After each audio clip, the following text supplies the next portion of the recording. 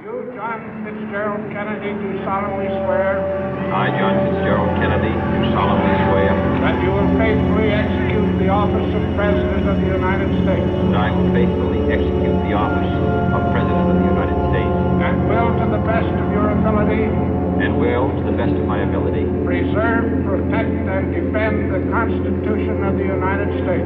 preserve, protect, and defend the Constitution of the United States. So help you God. So help me God.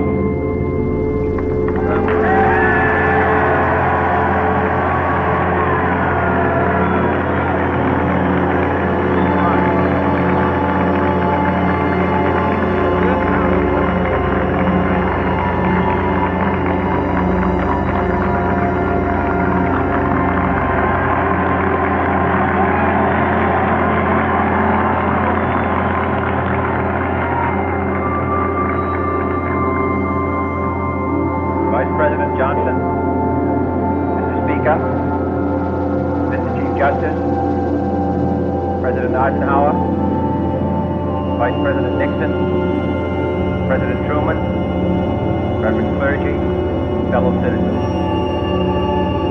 We observe today not a victory of party, but a celebration of freedom, symbolizing an end as well as a beginning, signifying renewal as well as change. For I have sworn before you and Almighty God the same solemn oath our forebears prescribed nearly a century and 3/4 ago. The world is very different now, for man holds in his mortal hand the power to abolish all forms of human poverty and all forms of human life. And yet the same revolutionary beliefs for which our forebears fought are still an issue around the globe. The belief that the rights of man come not from the generosity of the state, but from the hand of God. We dare not forget today that we are the heirs of that first revolution. Let the word go forth from this time and place to friend and foe alike that the torch has been passed to a new generation of Americans born in this century, tempered by war, disciplined by a hard and bitter peace, proud of our ancient heritage, and unwilling to witness or permit the slow undoing of those human rights to which this nation has always been committed and to which we are committed today at home and around the world.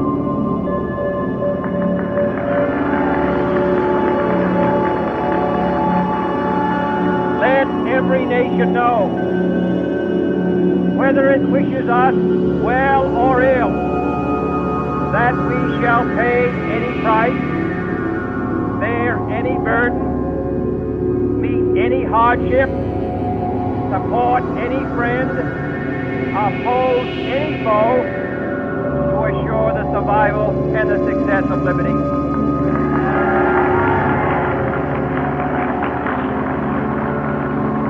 This much we pledge and more. To those old allies whose cultural and spiritual origins we share, we pledge the loyalty of faithful friends. United, there is little we cannot do in a host of cooperative ventures. Divided, there is little we can do, for we dare not meet a powerful challenge at odds and split asunder. To those new states whom we welcome to the ranks of the free, we pledge our word that one form of colonial control shall not have passed away, merely to be replaced by a far more iron tyranny.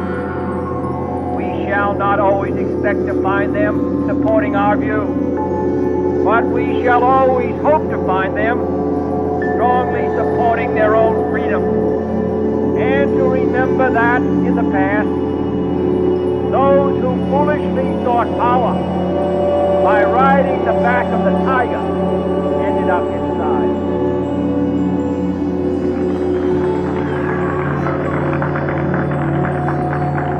To those people in the huts and villages of half the globe, struggling to break the bonds of mass misery, we pledge our best efforts to help them help themselves for whatever period is required, not because the communists may be doing it, not because we seek their votes, but because it is right.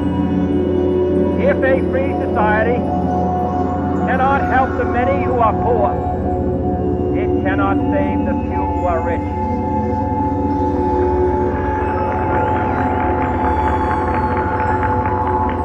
To our sister republic, south of our border, we offer a special pledge to convert our good words into good deeds, in a new alliance for progress, to assist free men and free governments in casting off the chains of poverty.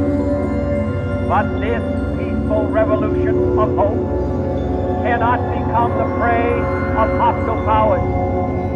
Let all our neighbors know that we shall join with them to oppose aggression or subversion anywhere in the Americas. And let every other power know that this hemisphere intends to remain the master of its own house.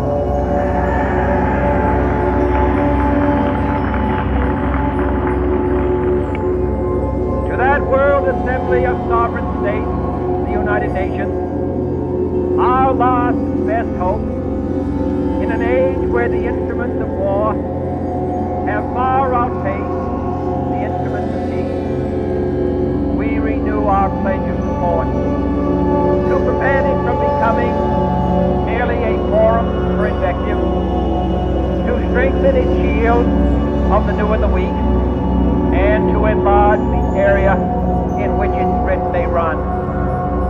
Finally, to those nations who would make themselves our adversaries, we offer not a pledge, but a request that both sides begin anew the quest for peace.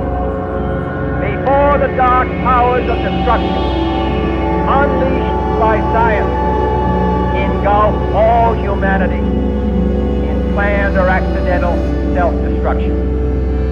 We dare not tempt them with weakness, for only when our arms are sufficient beyond doubt can we be certain beyond doubt that they will never be employed. But neither can two great and powerful groups of nations take comfort from our present course, both sides overburdened by the cost of modern weapons, both rightly alarmed by the steady spread of the deadly atom, yet both racing toward us that uncertain balance of terror that stays the hand of mankind's final war. So let us begin anew, remembering on both sides that civility is not a sign of weakness, and sincerity is always subject to proof. Let us never negotiate out of fear, but let us never fear to negotiate.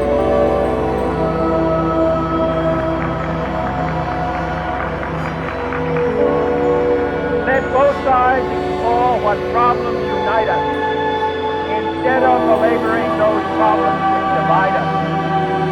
Let both sides, for the first time, formulate serious and precise proposals for the inspection and control of arms, and bring the absolute power to destroy other nations under the absolute control of all nations.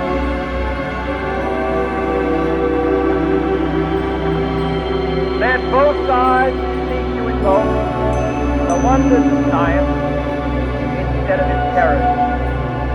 Together let us explore the stars, conquer the desert, eradicate disease, tap the ocean depths,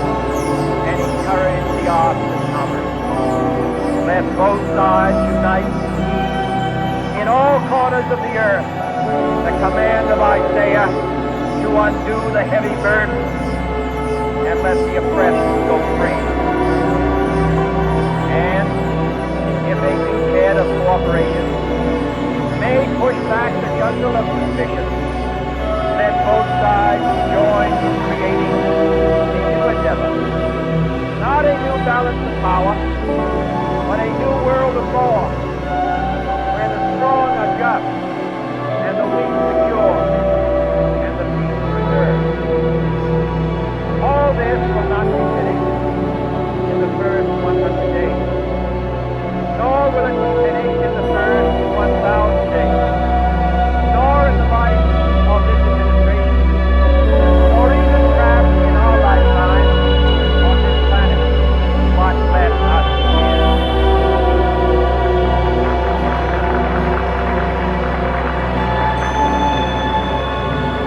In your hands, my fellow citizens, more than mine, will rest the final successful failure of our cause. Since this country was founded, each generation of Americans has been summoned to give testimony to its national loyalty. The graves of young Americans who answered the call of service were unsold. Now the trumpet summons us again, not as a call to bear arms, go on indeed, not as a call to battle, though in battle we are, but a call to bear the burden of a long twilight struggle, year in, year out, rejoicing in hope, patient in tribulation, a struggle against the common enemy of man, tyranny, poverty, disease, and war itself. Heavily forged against the enemy, and grand and global alliance, north, south, east, and west, that can assure a more peaceful life for all mankind. Will you join in that historic effort?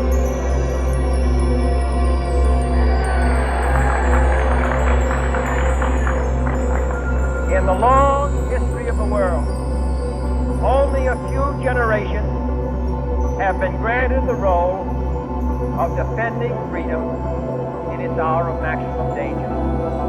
I do not shrink from this responsibility. I welcome it.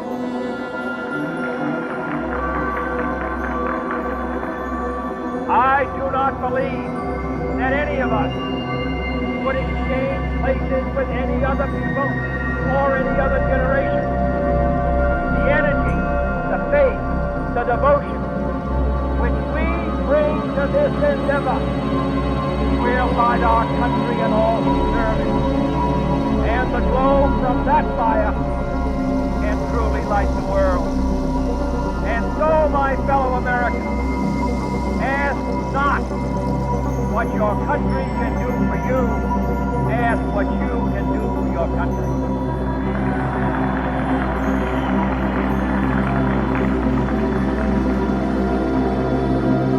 My fellow citizens of the world, ask not what America will do for you, but what together we can do for the freedom of man.